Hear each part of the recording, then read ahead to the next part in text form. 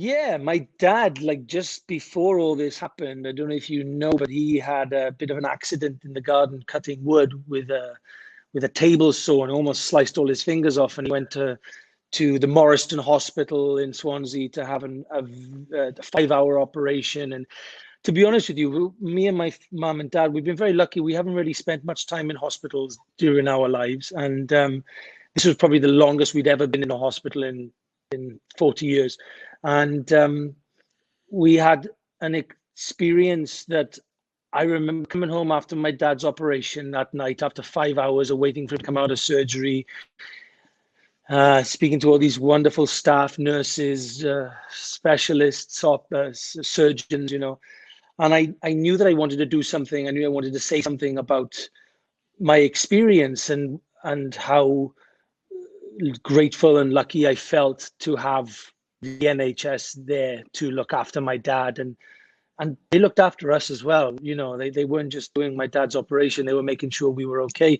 So I've been quite involved with the NHS in the last 2 months, and then obviously since this coronavirus has the outbreak, even more I realized what I said 2 months ago was so important, and it's even more important now. We see these people; they don't just come in and do operations and save people's lives. They're risking their own lives to do their job, and I've never been more grateful for them in any other part of my life than I am right now. And my mum and dad and my family and my extended family and friends, we all feel exactly the same way. We feel very lucky and honored to have such an amazing group of selfless human beings leaving their homes, leaving the safety of their families, and going to hospitals where they are confronted with the worst experiences and multiple deaths per day, and they're doing it because that's their job.